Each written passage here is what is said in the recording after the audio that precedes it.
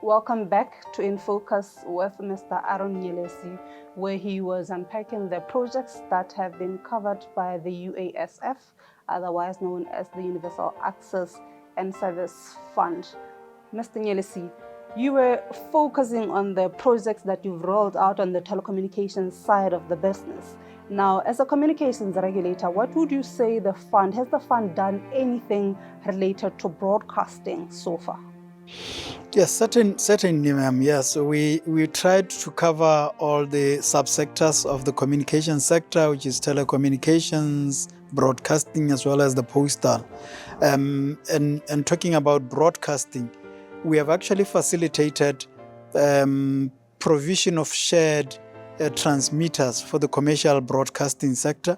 We started off in Hukunzi, where we facilitated or we've sponsored installation of an integrated transmitter that covers Hukunzi and the Macha villages, as you know them, Luhutu, Tulukwabe, as they are called in that area. We came back and then we sponsored an integrated transmitter, installation of integrated transmitter also in Suje village. And then we went on to install integrated transmitters in the areas of Takatokwan. That has actually pushed the coverage of commercial broadcasting to a higher population coverage than they previously had. We continue to do that, and we will be continuing to install as we move into the other areas. Similarly, we have been trying to work with the postal sector to ensure that they also benefit from the fund. We have not taken off in that area yet, but we have since agreed now with the postal sector that BOCRA, or through the Universal Access and Service Fund, we will install or we will sponsor the porter cabins, if I may call them that way, postal offices that are not necessarily of brick and mortar, but porter cabins, almost ready done, that we can then provide for smaller villages. We will be starting that in this coming financial year. Thank you, Nyelesi. I can see that you've already gotten into the projects that you're also planning to do in the fund. And apart from the postal sector projects, should we expect any other projects that will be funded by the UASF in the near future? Yes, what we tend to do through the Universal Access and Service Fund is, before we go into an area, we do what we call needs assessment survey. We go into the area and we try and assess what would be the requirements in terms of your communication services. And therefore, our solutions are normally tailor-made to address that which we have found out through the assessments. And therefore, we are guided mainly by such.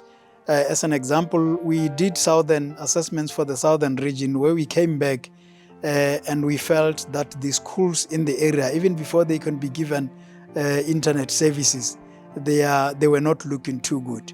We then went back and sponsored ordinary painting of 2 primary schools in Maipitwani and 1 in Pizani, where we just rehabilitate their paint because they were not looking very good. That's what we tend to do. Everywhere we go, we also look for places like areas for people with disabilities. Like we'll be doing that in Kweneng with Anestine Center for the Disabled. And we are doing that also in the Northwest, where we look out for any other project.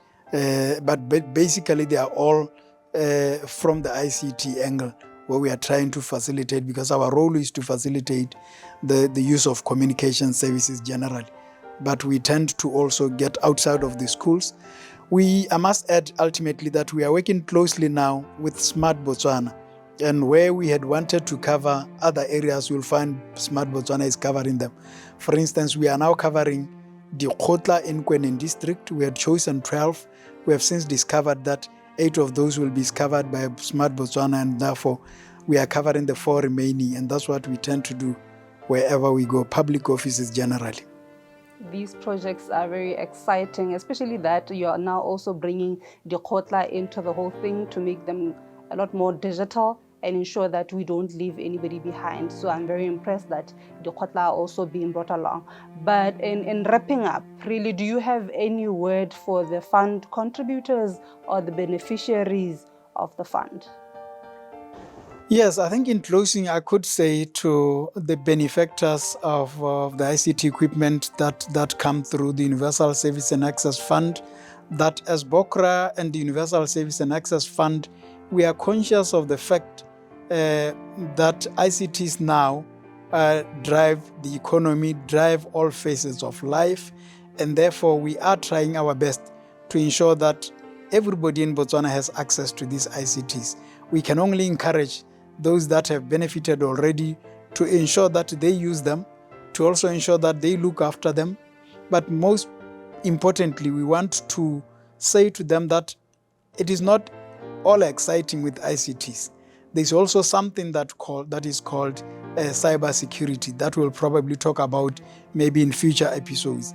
Cybersecurity means you have to be cyber smart as you use your ICTs. Be careful, because it is not is not exactly what you see on the computers that you should be running after.